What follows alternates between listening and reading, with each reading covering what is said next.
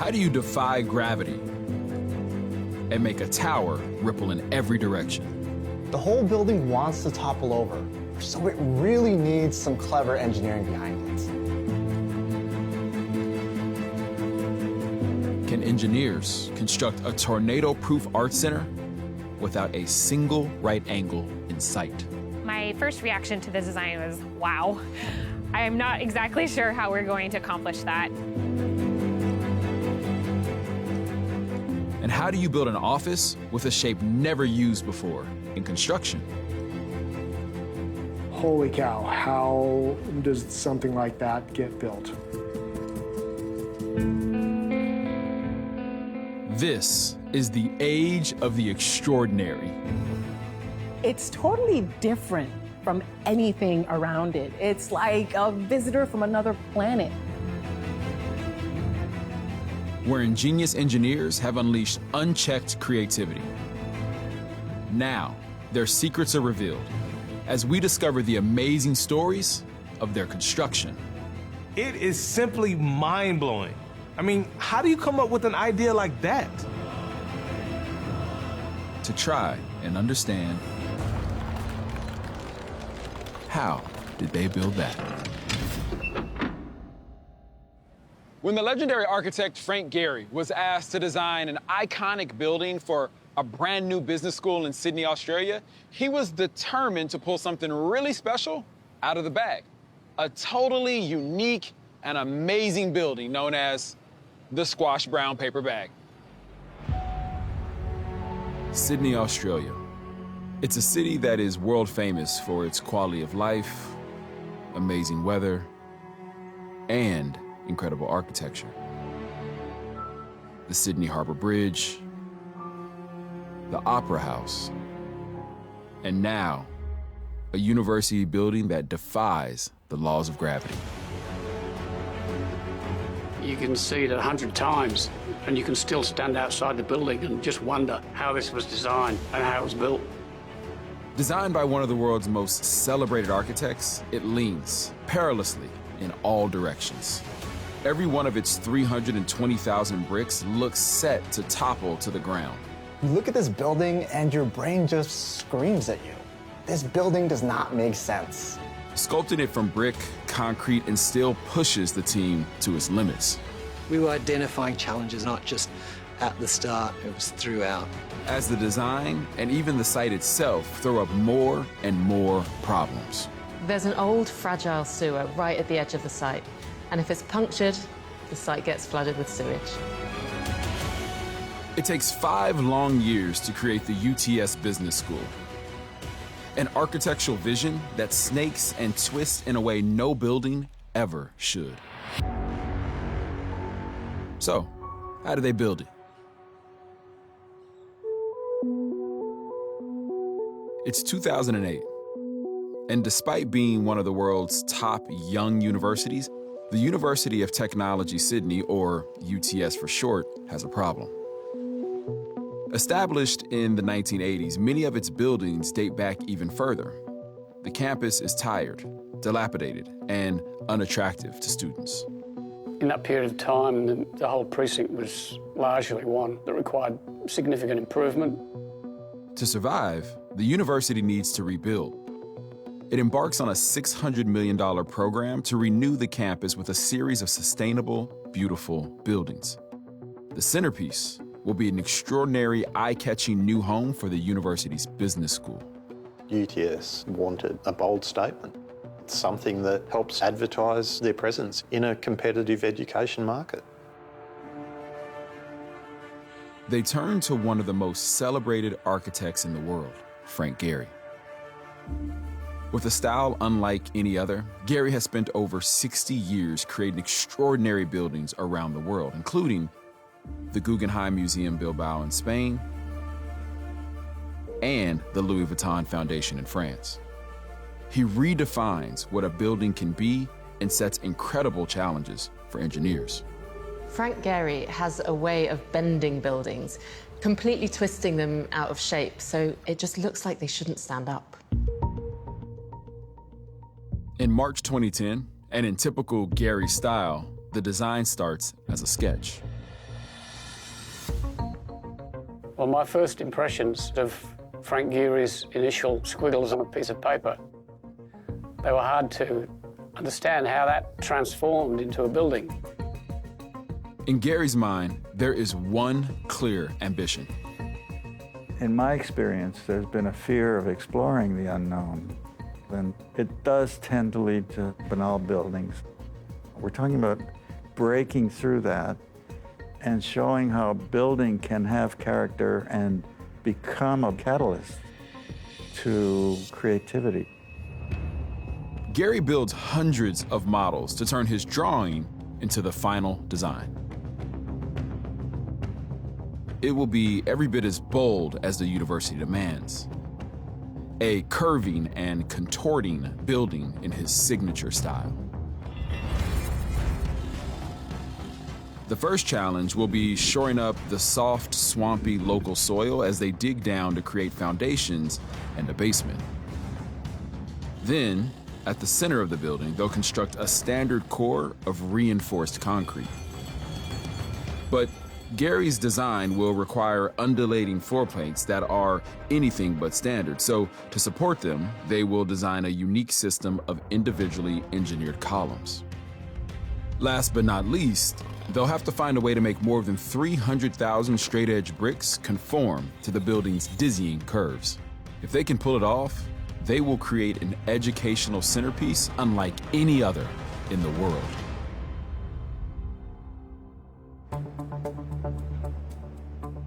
In 2011, the team starts preparation for the foundations and basement, and immediately they hit a problem.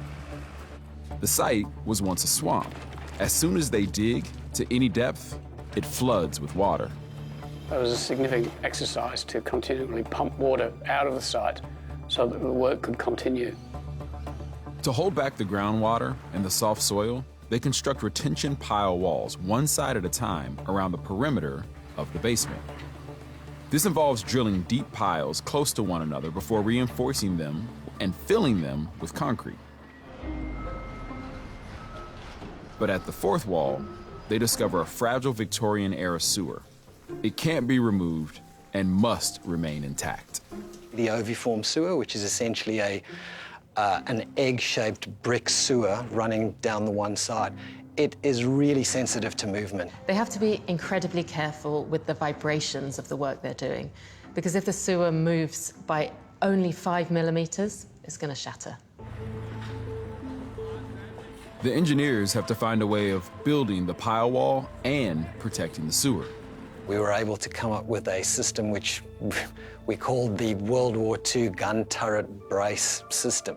This involves using a system of diagonal props resembling gun turrets. They hold the pile wall in place, but can be moved while they excavate the basement. As we excavated the remainder of the basement, we were able to jack up the braces to keep the wall in the right location and limit the movement on that sewer. It works beautifully, holding the wall in place while the team constructs the basement without damaging the historic sewer. The trickiest bit eventually was installing the ground floor slab and then being able to release those big steel diagonal props. With the slab in place, the sewer is safe. Now they can start to build the main structure. In an ordinary rectangular tower, the forces it creates are transferred down vertically through the internal columns. But this is something else altogether. If you want a Frank Gehry building, you have to accept the challenge that comes with it. Because of the shape of Gehry's design, the forces push out sideways as well as down. The building would twist under its own weight. How do we limit those movements? How do we get those loads to the ground? Those were big challenges for us. The solution is to use sloping columns. These are often used to manage complex forces, but every building is different, and this one is more complex than most. A lot of the sleepless nights that we had was around how we would deal with the sloping columns. They have to work out exactly where every column will go and how much it will need to slope to cope with the different forces created in each location. We had columns that were starting on the top of the building, quite far away from each other, that ended up intersecting each other lower down in the building. which made the detailing and how we were actually able to construct them quite involved. The interior skeleton is complete. Then, in August 2013, the team faces their biggest test yet, creating the building's facade. The curving buildings Gary's renowned for are often finished in sheets of metal, but not this one. The neighborhood is composed primarily of brick buildings, and so we started to try and make a building that really speaks to the neighborhood and fits into that context. By choosing brick, the facade material can be locally sourced, which makes it more sustainable. But making curves out of it won't be easy. The level of curvature on this building is beyond what we had done previously. The interest here is to get this flowing shape in a material that, doesn't necessarily want to do that. To achieve the swirling look, they have to design custom-made bricks. We spoke to many brick suppliers, and when we'd show them the facade of the building, their initial view was, you can't build that. The design will push the bricklayers to their limits. In Sydney, Australia, world-renowned architect Frank Gehry's mind-bending curved design for a new university building is forcing the team to use bricks as never before. To make the curved facade, they turn to a bricklaying technique known as corbelling. They have to corbel the bricks, which means that each successive layer steps out slightly from the one below it. You've got to be really careful when corbelling, because in engineering terms, you're potentially creating a massive stability problem for yourself. If bricks are stacked vertically, the forces are going straight down. As soon as you start to step in one direction or the other direction, you introduce a lateral force in that direction, and that force has to be resisted. This building requires corbelling on a scale never seen before. Bricks had been done with corbels before, but it hadn't been done corbelling in two directions, corbelling inwards, corbelling outwards, across two planes, vertically and horizontally. So the challenge in the design was, how do you make sure that these corbels don't topple over? As they build the walls either in or out, each course of bricks will step out by almost 2 inches, sloping by over 25 degrees. These walls are literally gravity-defying. The whole building wants to topple over, so it really needs some clever engineering behind it. We had to do a lot of homework on how we were going to do this. The team turns to a local brick producer specialist for help. The nature of this building was such that we had to develop a new system to hold the bricks back to the building. They designed bricks with a central groove that allows them to be anchored to the building structure. And where we essentially ended up in the end was a steel prefabricated backing system that had the membrane fixed to it, that had the brick ties connected to it already. So the brickies, when they were laying the bricks, all they knew is when they got to one of the mounting points, they knew a tie had to go in. So they didn't have to think about how many they were putting in or where they went. And eventually we got to a point where what seemed impossible wasn't impossible anymore. It may not be impossible, but the challenge is far from over. On a normal build, a bricklayer would lay some 500 bricks a day. They were laying less than 50 bricks a day, which is very low for a bricklayer and very poor productivity if you were looking at normal bricklaying rates. At the beginning, it was embarrassing, bricklayer, it was only like 100 bricks, but this is the way the job is. The challenge of the job proves to be too much for some of the team. Some of the bricklayers that started on the project either asked to be removed and sent to another project because it was doing their head in. All these little rules about the pattern and the bond was just too much for them, and they couldn't stand the pressure. Those who remain pick up the pace, laying some 320,000 bricks in order to complete the seemingly unbuildable new business school. We were very fortunate indeed that the artisan bricklayers who took a significant amount of pride in their work rose to the occasion and delivered on the job. In 2015, 6 years after Gary put pen to paper, the new business school building throws open its doors to students. Its magical twisting structure putting the university firmly on the global stage. This is the first Frank Gehry building in Australia, and what a way to make an entrance. It is not just a testament to architectural vision, but redefines what can be achieved with a simple brick. The corbelling creates shadows and changes as the sun changes and moves through the sky that really makes the building kind of come alive.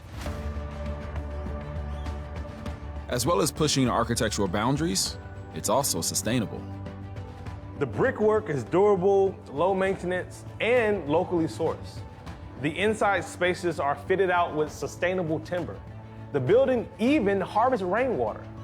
Above all, though, this is a beautiful, one-of-a-kind work of architecture that in typical Gehry fashion is as much a sculpture as a building. I actually think it's a piece of art. When I look at it, it is so different to anything that you can see anywhere. It never ceases to amaze me today, and I've seen this building many, many times. I often want to just stand and admire the genius, really, of Frank Gehry and his team.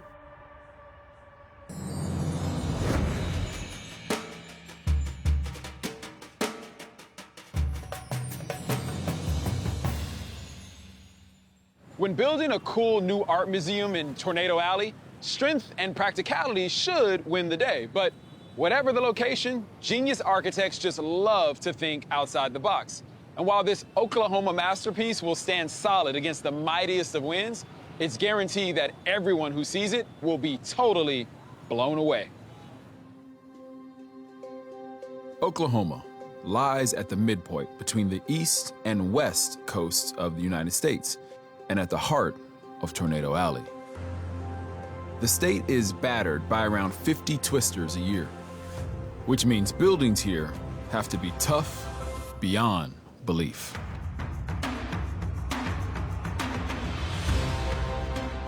In a tornado zone, right angles are the way to go. The problem is that often means buildings can be boring. Until now. This is the Oklahoma Contemporary Arts Center. When I first saw it, to be honest, it looked like an icicle had dropped and splattered. It's a shimmering sculpture of a building that's as far from a sensible box as you can imagine. It's about discovery. It's about surprise. And surprise it does, with an extraordinary facade that doesn't have a single right angle in sight. 90 degrees is an engineer's favorite angle. So a building without any, it's a nightmare.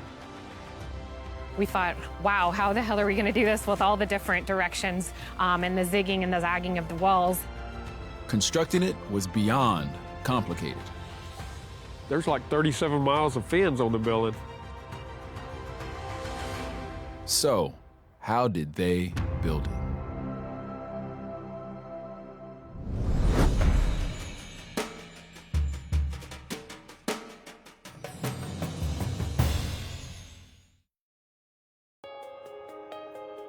In 1989, in Oklahoma City, a new arts organization set up shop in an abandoned building on the city's state fairgrounds. Known as Oklahoma Contemporary Arts, it offers people from all backgrounds opportunities to enjoy dance, theater, and the visual arts. Our mission focuses completely on education for all varieties of people, all ages, and all ability levels. By 2003, though, the building it calls home no longer fits this purpose. Nothing was built for what it was doing. We were having art classes in what used to be a planetarium. We all started fantasizing, what would it be like if we were someplace else? And then all of a sudden, I'm like, okay, I'm not gonna fight this tidal wave anymore. Let's do it. The vision is for a bold new art center that will welcome all Oklahomans. In 2012, a fundraising drive gets underway with an ambitious target of $30.7 million. Meanwhile, they need someone to overcome the design challenges of creating their new home. This building had to be beautiful, but it also has to be strong. In fact, it has to be very strong. In 2013, the Moore tornado alone causes around $1 billion worth of devastation in the state. Making a building tornado-proof is no mean feat. You have to factor in all sorts of unpredictable forces and pressures on the structure. It's risky to prioritize style and aesthetics when strength is really your main priority.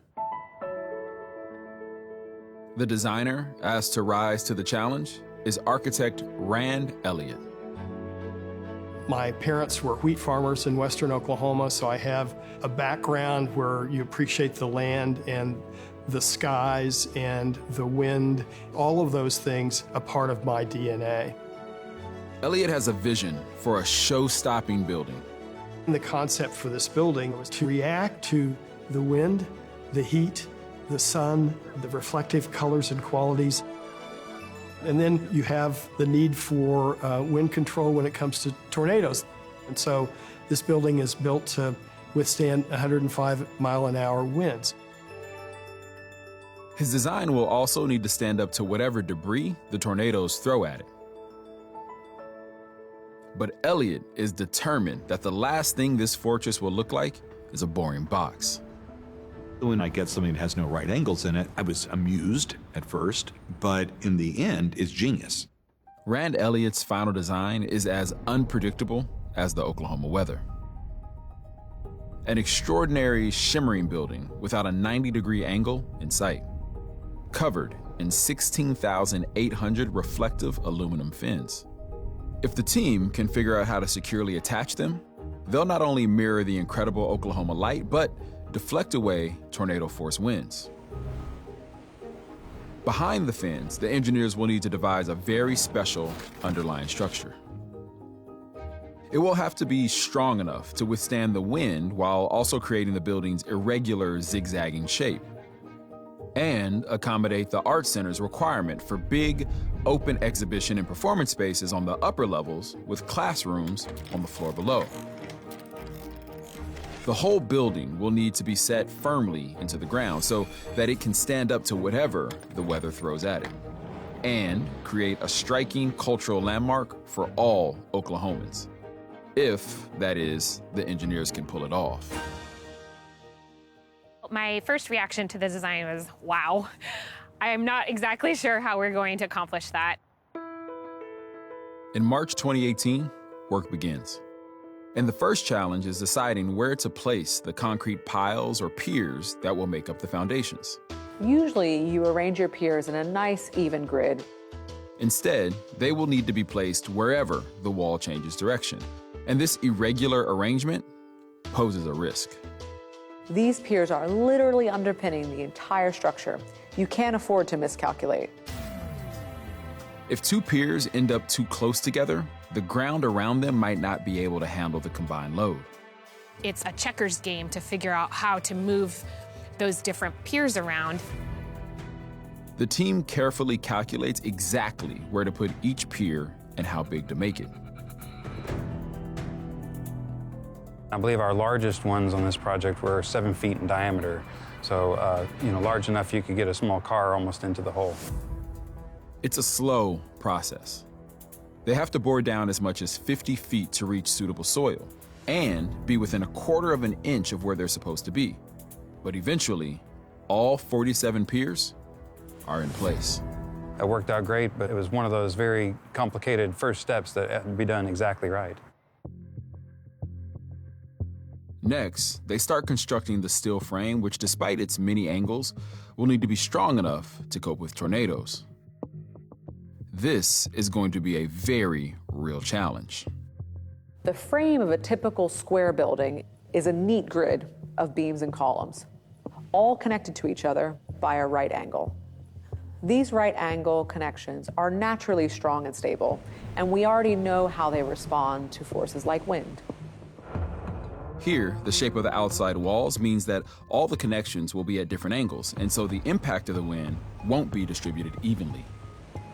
The skew of those connections mean that we end up with added eccentricity, so that can create torsion on that connection. Torsion or twisting forces are something that you need to mitigate. Otherwise, the building is going to buckle under that strain. To combat that, we have to really look through how that can be beefed up and reinforced. The engineers analyze every single structural element in the building, choosing stronger steel or chunkier bolts in some places, adding extra bracing in others.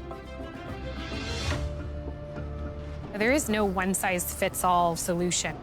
Every column had to be looked at differently, and for the majority of them, we had to pick a different shape or a different size or a different orientation to be able to work.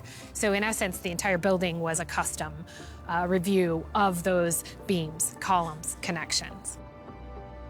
Piece by piece, the meticulously designed frame is assembled by construction superintendent Hank and his team. The columns, the beams, everything was brought in and then bolted and welded together. And it all went pretty well.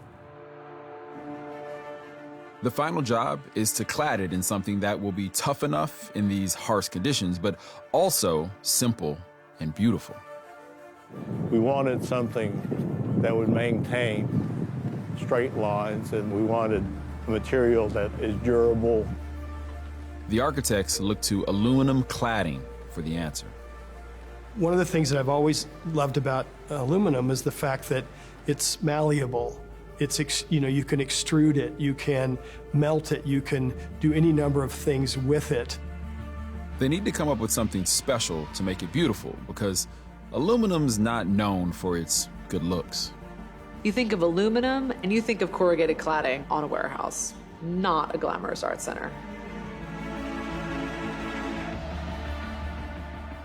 The team's design, though, takes metal cladding to the next level. Dipped in acid to smooth away imperfections, it creates a glowing, reflective finish. The light changes. The color can be navy blue or orange or yellow or green or any of those kinds of things, depending on what the angle of incidence is for the light itself.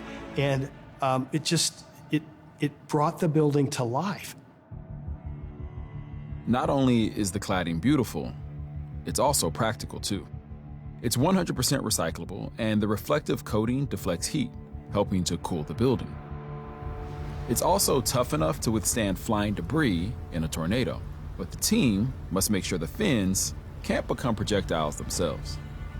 On the backside of every fin on the building, there's actually, as part of the extrusion process, there's a C shape. And the C shape actually connects to, and I can't make a T with my finger, but more or less it will slide on that T shape to allow the fin to move in multiple directions in any kind of, say, weather or wind condition. They have a design. Now they have to fit the 16,800 fins in place. There are 10-foot links. They had to be perfectly aligned. They could not waver. It was pretty intense. They're all different shapes, so there's a certain sequence you put them in. We shot lines with lasers to get them straight and plumb, level. They're just screwed to the building with heavy-duty screws, and there's no telling how many thousands of screws holding them on. It's a painstaking process, but the hard work is worth it. One of the craftsmen that's kind of running up to me, he goes, "Rand, it's working. It's reflecting, it's glowing, it's fabulous, come look." 13 years from concept to reality, the new Oklahoma Contemporary Arts Center opens in March 2020. People would kind of walk around and go, "Wow, I've never seen that before. I've never imagined that before." Inside, there's almost 30,000 square feet of exhibition, learning, and performance space. Not only is it beautiful, it meets all of our needs.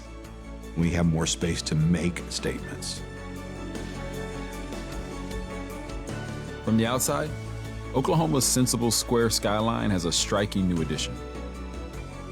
One that stands steadfast against anything the weather might throw at it while looking incredible doing it. People say it's a surprise to have this building in Oklahoma City, and I say it's perfect. It is Oklahoma City. If you knew about the place and its history and its time and its weather and its conditions, you'd say, of course, this building couldn't be anywhere else but Oklahoma City.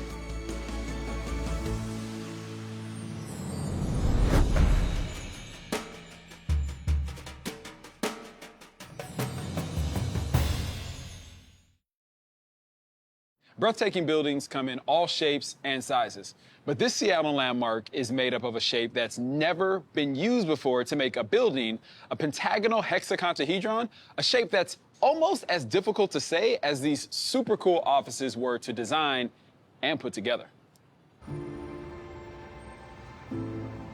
Seattle, Washington is surrounded by some of the most spectacular scenery and lush green forest in the United States. But in its bustling downtown with its packed streets and skyscraper offices, you could be in almost any city on the planet. That is, until one of the world's biggest companies decided to reimagine its headquarters and redefine the workplace, capturing a sense of countryside on the doorstep. This building is completely out of this world. It's science fiction. 3 interconnecting spheres made with 620 tons of steel. It's packed with more than 40,000 plants from over 30 countries. Each must have the exact conditions to flourish. Fine if you're creating a botanical garden. A huge challenge when you're building a tech company headquarters. How do we create an environment people would work in during the day, and yet the plants would thrive? To make it strong enough to withstand even a catastrophic earthquake, they base it on a shape never before used in construction. Holy cow, how does something like that get built? 5 years in the making, it's now the jewel in the crown of a $4 billion corporate campus and one of the most extraordinary offices in the world. This is the Amazon Spheres. So, how do they build it? It's 1990 Seattle, and the most northern city in the United States mainland is booming, driven by an explosion in tech company startups. One of them is a bookstore operating out of a garage, Jeff Bezos' garage. By 2012, Amazon has become a multi-billion-dollar global business. And when Bezos is looking to expand the company headquarters, he wants to create an environment that will spark creativity in his employees. He turns for inspiration to his backyard. He has on his own property a large kind of Victorian-style conservatory or greenhouse. And when he needed a break from everything else, is he would go walk through his conservatory. We know that when you go for a walk in the park, that your cortisol levels are improved, people's heart rates come down, that they're able to think clearer. Not only must this greenhouse office offer the stress-busting and productivity-boosting benefits of being surrounded by plants, it must look incredible doing it. The architects take their cue from historic conservatories. Most of those old buildings had the dome in the middle, and that kind of got us thinking about what is the origin of the dome, really? It's part of a sphere. And while spheres would have been very difficult to build historically, in modern time, the idea of a sphere is much more doable. The futuristic bubble-like spheres they come up with will test the limits of 21st century engineering.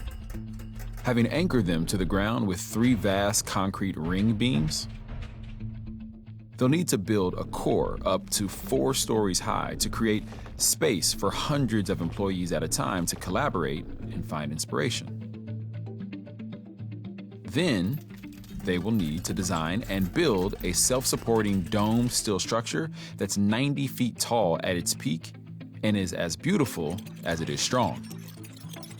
They'll also need to find a way to cover it in thousands of pieces of glass, which won't shatter, even if hit by an earthquake. If they can pull it off, they'll have created space for a vast inside jungle and have built a workplace straight out of the future.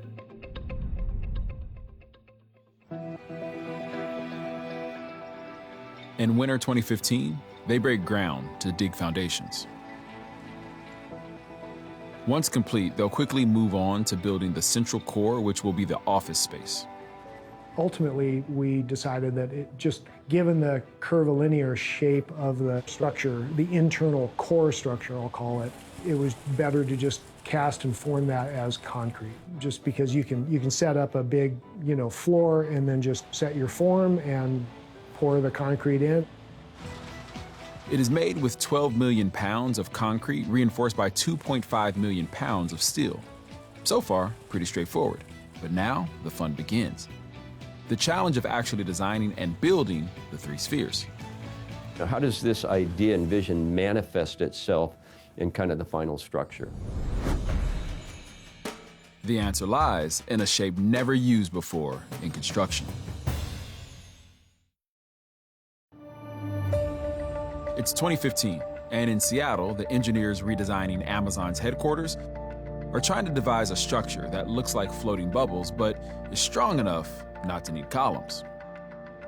We hit the sweet spot as we found a solution that not only worked well structurally, we knew would be an effective and efficient way to fabricate and to erect, but it also was absolutely beautiful.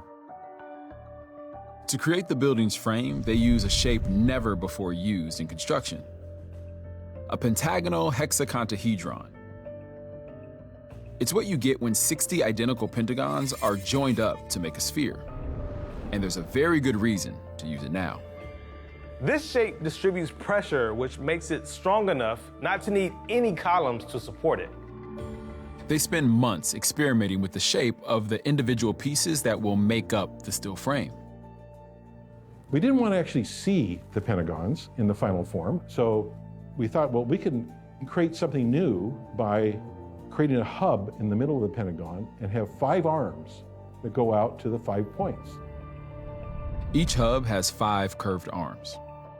When these are connected, they form multiple pentagons, which join up to make a sphere.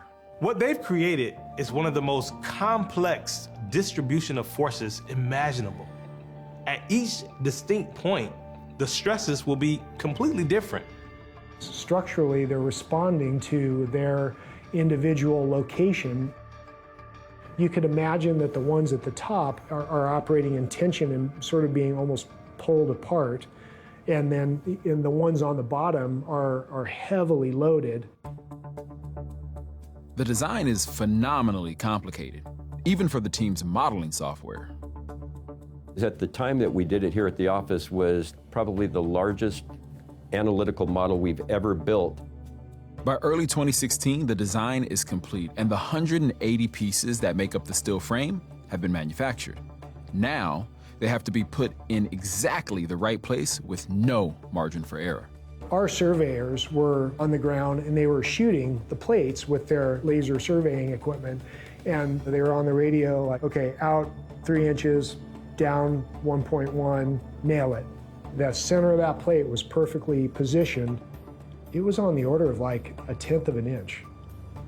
I mean, it's just astonishing the precision that they had to build this thing. What's more, they won't know whether they got it right until they fit the final piece of the jigsaw and complete each sphere. In March 2016, the day arrives. Ultimately, at the end of the day, that last piece, everybody was a little bit nervous about it. And it dropped into place just perfectly. It was amazing.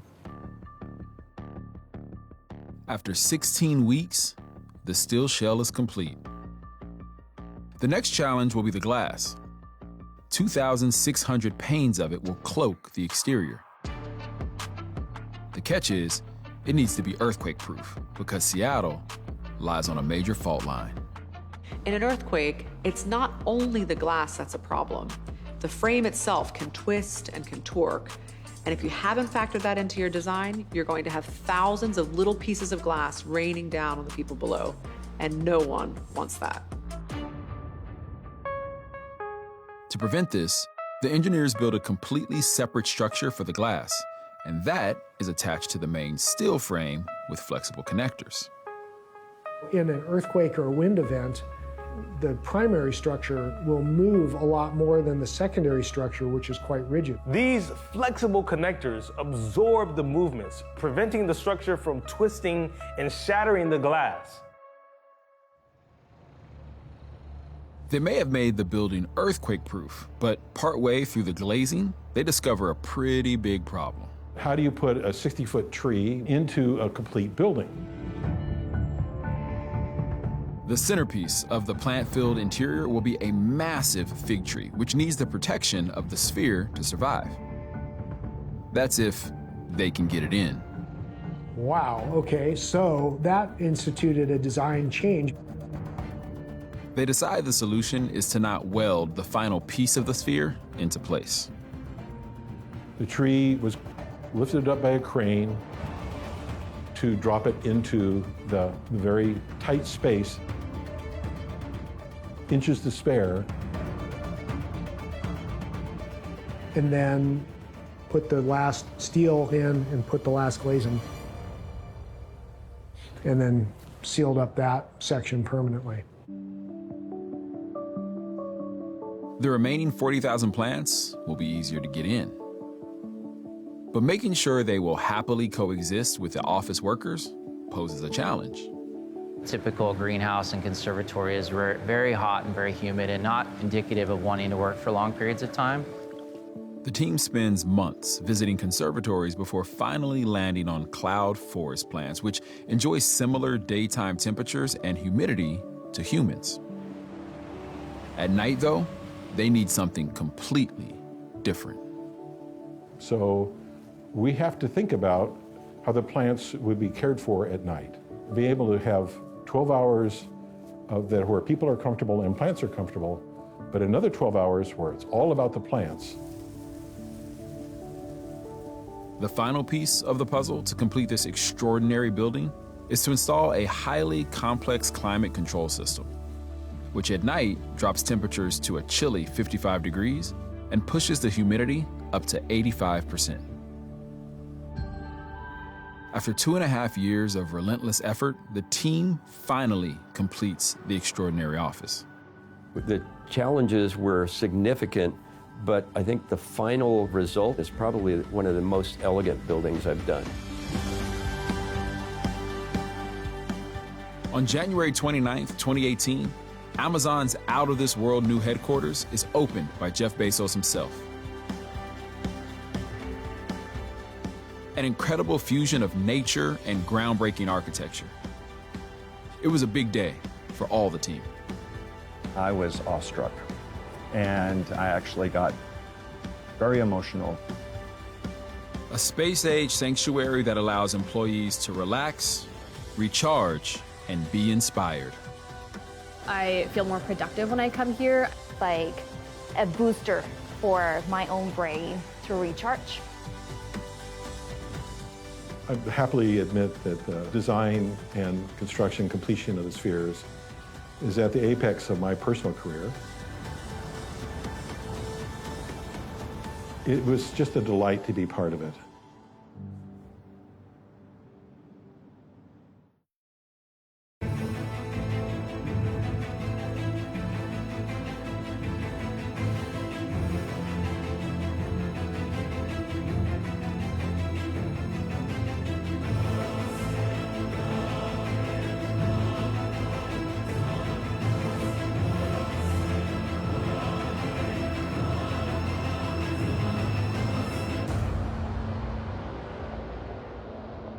Guaranteed.